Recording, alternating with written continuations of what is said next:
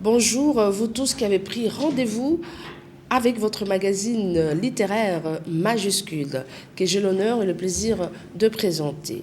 Nous allons donc sortir de notre cadre habituel, puisque nous allons recevoir pour vous José Moussangani. Bonsoir. Bonsoir madame. Alors, bonjour si vous voulez. Alors c'est vrai, vous avez lu pour nous un livre.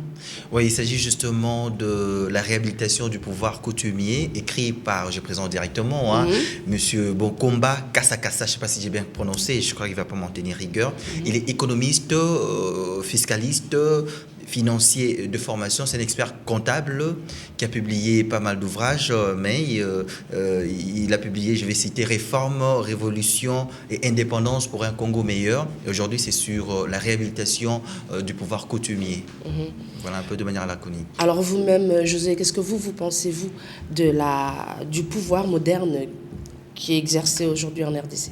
Ben, je pense que, madame, le but primordial des partis politiques, les partis politiques visent la conquête du pouvoir. Mais il me semble que nous vivons une période où les athées du pouvoir gagnent de plus en plus du terrain. Je donne un exemple, madame. Vous avez des partis politiques dont les leaders n'ont jamais cru qu'un jour il deviendrait président, par exemple, ou occuper un tel poste ou devenir député national. Ils n'ont jamais cru en ça. De telle sorte que s'ils arrivent, par exemple, au terme d'une élection, qu'ils ont beaucoup de chance, ils s'y écartent eux-mêmes par un dérapage verbal. Par exemple, je ne vais pas citer les noms, je m'en atteste seulement au principe. Et puis, ça c'est du côté plus de l'opposition. Et du côté du pouvoir, des gens qui, n'est-ce pas, ont la chance d'exercer le pouvoir, on constate qu'il y a entre le dire et le faire un fossé béant, comme dirait le philosophe Austin. Quand dire c'est faire. Quand est-ce que ce qu'on l'on dit doit aboutir aux actes? Il y a un fossé béant entre le dire et le faire. Ils n'arrivent pas, n'est-ce pas, à atteindre le besoin des communautés qui les ont élus. Voilà un peu, je parle en termes des athées du pouvoir, c'est-à-dire les gens qui sont là, qui ne savent pas pourquoi ils sont là. Soit on est là, on s'est content d'être éternellement opposant, soit on exerce le pouvoir, mais pour quelle fin? Quand on pense à ses propres poches, quand on pense à ses multiples concubines, tout ça, c'est pas ça le pouvoir. Voilà pourquoi je les appelle les athées du pouvoir. Et il y a un auteur, Modeste Moutingagi, lui, qui a parlé des inconscients de la République. Ah bon? Voilà. Alors, selon l'auteur José, comment le pouvoir traditionnel qui a existé, bien entendu, avant l'État indépendant du Congo et qui a été anéanti par la suite, soit par la colonisation ou bien pire, ou encore par Léopold II? Il faut dire que l'une des tactiques de Léopold II, à travers ses lieutenants, on a Stanley et que sais-je encore, ils avaient tendance, quand ils débarquent sur une ville ou un village, de pouvoir s'imposer. Léopold II s'est imposé propriétaire de terre qu'il a trouvé. On pouvait négocier, mais quand il y a une forte résistance, vous êtes anéanti simplement.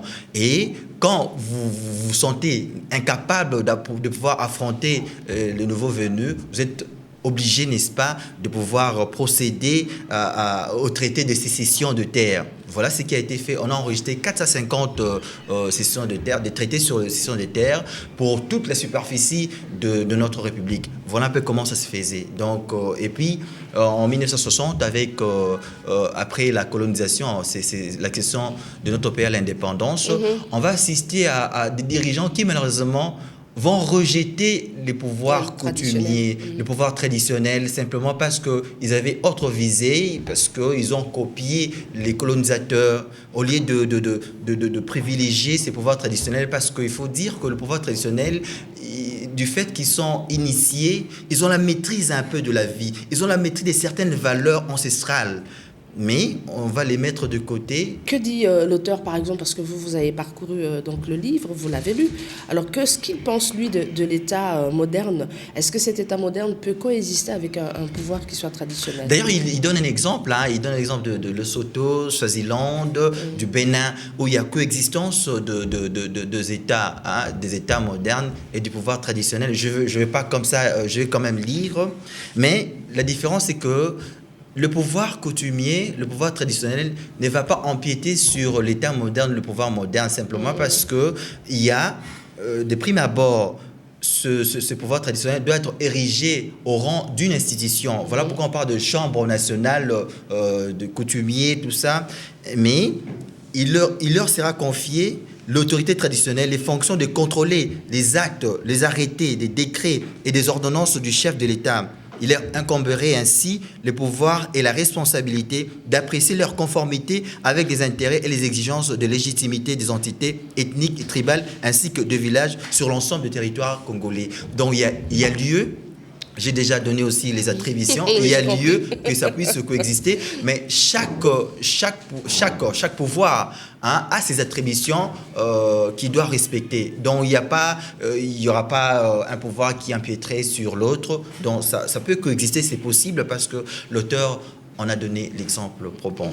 Mais voilà. Mais je ne sais pas si vous voulez poser une question par rapport. Non, j'allais vous demander parce que c'est vous qui avez lu ce livre.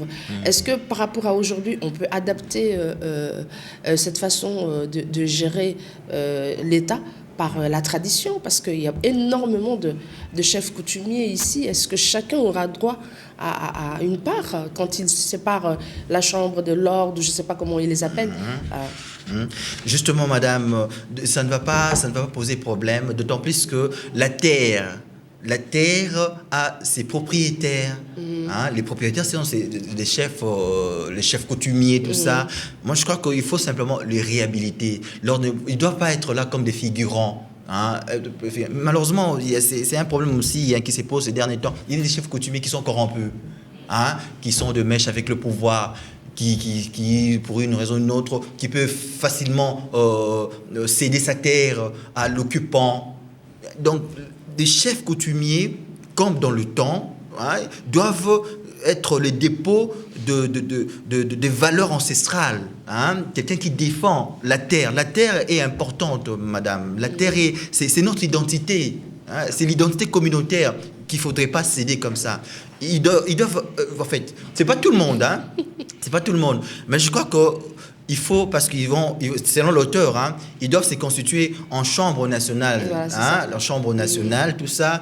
Bien sûr, c'est une institution. Leur attribution serait, n'est-ce pas, de veiller, de contrôler les décrets, les ordonnances, s'il y a conformité entre les intérêts de la communauté. Voilà un peu les ordonnances, tout ça, tout ce qu'il y a, une ordonnance qui vient du chef de l'État. S'ils ont le droit de sanctionner, on propose quand même aux personnes qui nous suivent de lire ce livre. Oui, par exemple, mais il faut dire que c'est vrai. Mais d'après moi, je m'écarte un peu de l'auteur. Je me vois en philosophe, pas en journaliste. C'est-à-dire, en m'écartant de l'auteur, pour l'auteur, c'est une condition sine qua non. La réhabilitation du pouvoir traditionnel. En tout cas, c'est sine qua non. Moi, je pense que c'est l'une des pistes. Il y a plusieurs éléments dont il faut tenir compte. Notamment, c'est vrai pour sortir des crises, parce que nous sommes dans un moment vraiment de crise. Pour lui, il préconise qu'il faut réhabiliter le pouvoir traditionnel. Il n'a pas tort, il a raison. Mais il y a beaucoup de paramètres. Il ne faudrait pas... On peut avoir des bons chefs indigènes qui sont de la taille de Lumumba, pourquoi pas. Ces politiques nous manquent un peu ces derniers temps. On mise plus sa propre poche au lieu de s'atteler à diriger la res publica. Voilà. Donc un livre facile à lire, José. C'est pas facile à lire, madame. Mais il faut, comme pour dire, pour lire un ouvrage, il faut aller mollo. Il y a des pages, tout ça. Vous vous servez de votre dictionnaire. Mais c'est beau, c'est alléchant. Mais il a écrit ça. En fait, j'ai oublié de dire que c'est un genre littéraire et c'est une réflexion purement philosophique. Il faut y aller mollo. Mais il dit quand même en des termes simples.